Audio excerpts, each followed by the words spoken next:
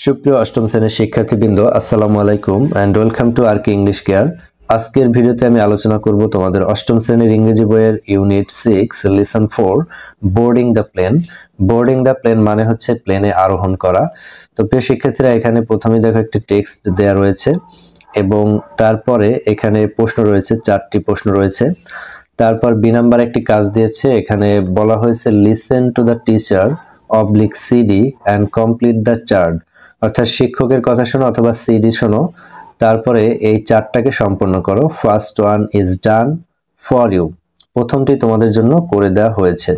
অর্থাৎ এখানে দুইটা ভাগ রয়েছে, দেখো অ্যানাউন্সমেন্ট গুলো কি কি সেগুলো দেওয়া হয়েছে, আর ইনফরমেশনটা তোমাকে লিখতে হবে। যেমন ডেস্টিনেশন হচ্ছে ব্যাংকক, তারপরে নেম অফ এয়ারওয়েজ এর নেম, এটা কিন্তু দেয়া নেই, অর্থাৎ এইগুলো তোমাকে সম্পন্ন করতে হবে।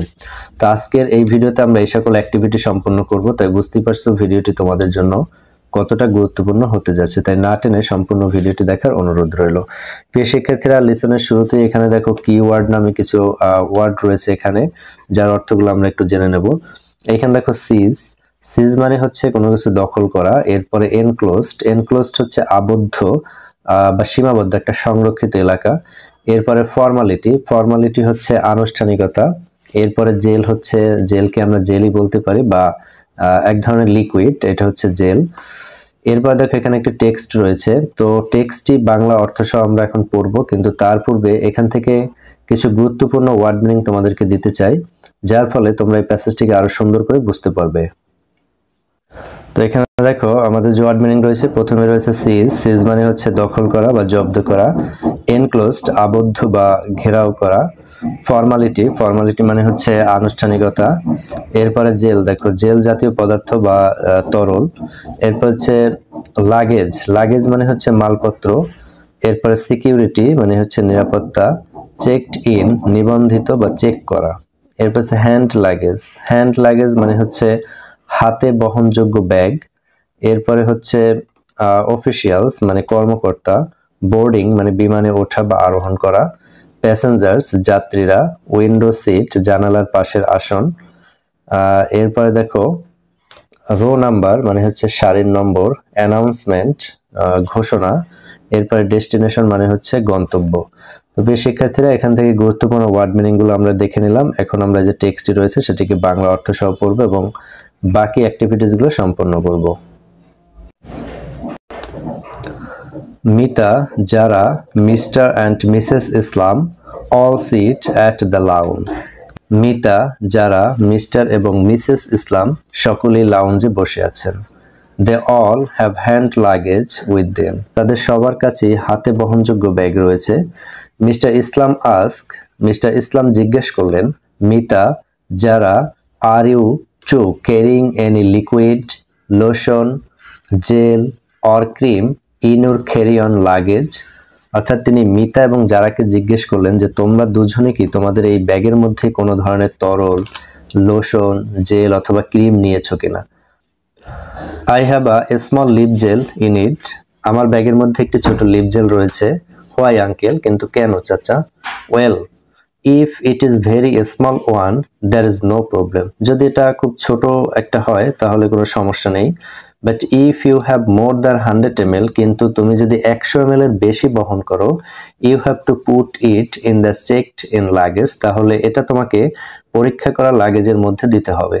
This are not allowed on board in hand luggage, বিমানে ওঠার ক্ষেত্রে এটা তুমি হাতে বহনযোগ্য ব্যাগের মধ্যে রাখতে পারবে না।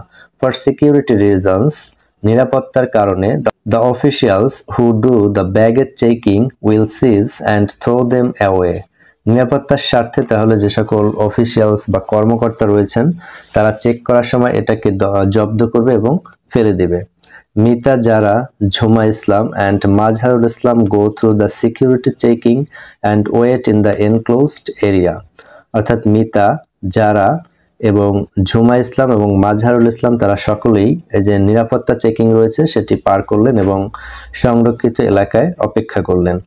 All the formalities are done, সকল আনুষ্ঠানিকতা শেষ হওয়ার পরে, now they are waiting to board the plane, এখন তারা প্লেনে আরোহণ করার জন্য অপেক্ষা করছেন। Mita, Jara and her parents board the plane after their row number is announced. Mita, জারা এবং তার বাবা মা তাদের সারি নাম্বার ঘোষণা করার পরেই বিমানে উঠলেন। Mita gets a window seat. Mita একটি জানালার পাশে সিট পেয়েছে। Her seat number is F23C। তার আসন নাম্বার হচ্ছে F23C। Zara sits besides her on an aisle seat and her parents sit behind them. কিন্তু যারা তার পাশেই মাঝখানের একটি সিটে বসেছে এবং তার ঠিক পিছনেই বসেছে তার বাবা এবং মা। তো প্রিয় শিক্ষার্থীরা, এখান থেকে আমরা টেক্সটটিকে পড়লাম, খুবই ছোট ছিল এবং সিম্পল ল্যাঙ্গুয়েজে লেখা ছিল। আশা করি বুঝতে পেরেছো। এরপরে যদি তোমাদের কোনো সমস্যা থাকে তোমরা সেটা আমাকে কমেন্টে জানাতে পারো। এরপর দেখো এখানে যে 4টি প্রশ্ন রয়েছে, প্রথম প্রশ্নে বলা হয়েছে who had a small lip gel in the hand luggage, অর্থাৎ হ্যান্ড লাগেজের মধ্যে কার একটি ছোট লিপ জেল ছিল। এরপর দেখো how much liquid or gel is allowed to carry in hand luggage, হাতে বহনযোগ্য ব্যাগে তুমি কতটুকু বা কি পরিমাণে লিকুইড অথবা জেল নিতে পারবে। এরপর দেখো 3 নাম্বার যে প্রশ্ন রয়েছে সেটি হচ্ছে why are liquid gel and cream not allowed on board a plane, প্লেনে চড়ার সময় বা প্লেনে আরোহণ করার সময় কেন লিকুইড জেল বা ক্রিম অ্যালাউ করা হয় না। এরপর 4 নাম্বার দেখো which row is Mita sitting in, Mita কোন সারিতে বসে আছে। এই 4টি প্রশ্ন করেছে। এরপরে বি নাম্বারে যে কাজটি দিয়েছে সেটি বলেছে listen to the teacher or CD and complete the chart, অর্থাৎ শিক্ষকের কথা শোনো বা সিডি শোনো, তারপরে এই চার্টটিকে কমপ্লিট করো। First one is done for you, প্রথমটি তোমাদের জন্য করে দেওয়া হয়েছে। তো এই 2টা কাজ এখানে এই যে প্রশ্ন 4টি প্রশ্ন এবং বি নাম্বারে এই যে চার্ট, এই অ্যান্সারগুলো আমরা একটু দেখে নেই। তো দেখো আমাদের প্রথম প্রশ্ন ছিল who had a small lip gel in the hand luggage, Mita had a small lip gel in her hand luggage. মিতার হাতে বহনযোগ্য ব্যাগের মধ্যে একটি ছোট লিপ জেল ছিল। এরপরে প্রশ্ন করেছে দেখো how much liquid or gel is allowed to carrying in hand luggage, hand লাগেজে অর্থাৎ কি পরিমাণে লিকুইড বা জেল বহন করা যায়। অনলি লিকুইডস আর gels of up to 100 ml are allowed in hand luggage, অর্থাৎ হাতে বহনযোগ্য ব্যাগে তুমি সর্বোচ্চ 100 ml লিকুইড বা জেল বহন করতে পারবে। এরপর দেখো 3 নাম্বার প্রশ্ন why are liquid gel and cream not allowed on board a plane, প্লেনে আরোহণ করার সময় কেন লিকুইড জেল বা ক্রিম এটাকে অ্যালাউ করা হয় না। For security reasons officials seize and throw away liquid gels or creams over 100 ml to prevent any threats, নিরাপত্তাজনিত কারণে কর্মকর্তারা এটাকে জব্দ করবেন এবং ফেলে দেবে যে কোনো প্রকার হুমকি এড়ানোর জন্য। তো এরপর দেখো 4 নাম্বার যে প্রশ্নটি রয়েছে সেটি হচ্ছে which row is Mita sitting in, Mita কোন সারিতে বসে আছে। Mita is sitting in row F23, অর্থাৎ মিতা F23 সারিতে বসে আছে। তো প্রিয় শিক্ষার্থীরা, প্রশ্নগুলো আমরা দেখে নিলাম, আশা করি বুঝতে পেরেছো। এরপরে আমাদের যে বি নাম্বার একটি কাজ দিয়েছিল, অর্থাৎ একটি চার্ট পূরণ করতে হবে।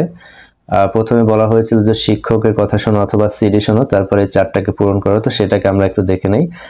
যদিও এটাকে আমরা কাল্পনিক কিছু ইনফরমেশন দিয়ে পূরণ করেছি। তো একটি আমাদের বইতে দেওয়া ছিল, সেটি হচ্ছে অ্যানাউন্সমেন্ট। ডেস্টিনেশন আমাদের ইনফরমেশন হচ্ছে ব্যাংকক, অর্থাৎ গন্তব্য হচ্ছে ব্যাংকক। এরপর হচ্ছে নেম অফ দ্য এয়ারওয়েজ, এয়ারওয়েজের নাম হচ্ছে এয়ার এশিয়া, এটিও কাল্পনিক। এরপরে দেখো ফ্লাইট নং হচ্ছে AA302।